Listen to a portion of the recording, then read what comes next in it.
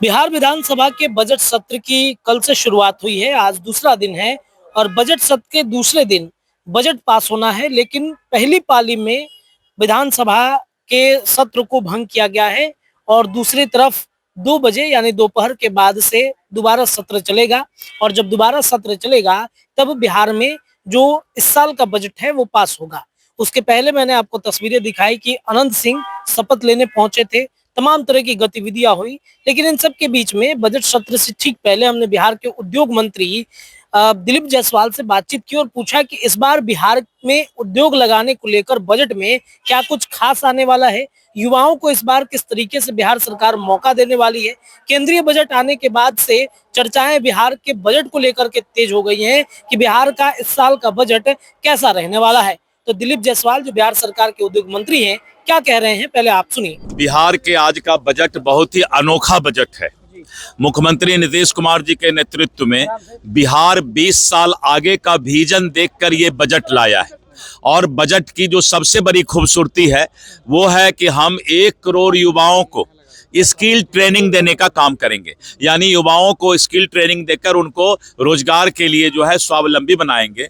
महिलाओं को आर्थिक स्वावलंबन, ये बहुत बड़ी बात है कि महिला जो देश हमारे समाज की आधी आबादी है उसको आर्थिक स्वावलंबन कराने के लिए ये बजट में बहुत बड़ा प्रावधान किया गया है। इसके साथ साथ हमारा जो कनेक्टिविटी है और इंफ्रास्ट्रक्चर है, इस कनेक्टिविटी और इंफ्रास्ट्रक्चर को हम जो है मजबूत करने का काम करेंगे और किसान खुशहाल रहे, इसके लिए एग्रो इंडस्ट्रीज का जो है एक आंदोलन की शुरुआत होने जा रही है। यानी बिहार इस देश के अंदर सबसे तेज गति में बढ़ने वाला और विकास करने वाला राज्य बनेगा। वहीं पर विपक्ष को जो है मोतियाबिंद का जो शिकायत है, क्या विपक्ष को रोड दिखाई नहीं पड़ रहा है? क्या विपक्ष को पटना मेडिकल कॉलेज का 5000 बेड का अस्पताल दिखाई नहीं पड़ रहा है? क्या विपक्ष को दरभंगा और पूर्णिया में जो एयरपोर्ट चालू हुआ वो दिखाई नहीं पड़ रहा है? क्या विपक्ष को इतना बड़ा जो पावर प्रोजेक्ट 2400 मेगावाट का 30,000 करोड़ का जो पीरपैंती में और उतना ही 20,000 करोड़ के आसपास जो औरंगाबाद में पावर प्रोजेक्ट आया है वो दिखाई नहीं पड़ रहा है?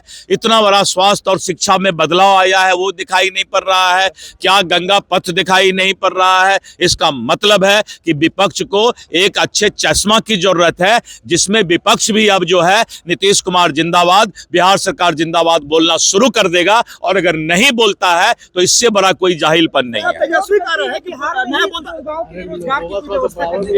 नहीं ठीक बोल रहे हैं, तेजस्वी जी बड़ा अच्छा बोल रहे हैं कि उनको बोतल का आइडिया है। इसीलिए जो है कि कौन सा बोतल में कौन सा अचार और कौन सा द्रव्य डाला जाता है, तो वो ठीक बोल रहे हैं कि अपना हिसाब से वो बोतल का परिभाषा बता रहे हैं। तो आपने दिलीप जायसवाल को सुना और उन्होंने कहा कि स्पष्ट तौर पे हम इस बार उद्योग में युवाओं को ध्यान में रखते हुए एक बड़े पैमाने पर काम करने जा रहे हैं। साथ ही साथ बिहार और ज्यादा विकसित करे, बिहार में और ज्यादा कल कारखाने फैक्ट्रियां लगे, इसको लेकर के हम काम कर रहे हैं।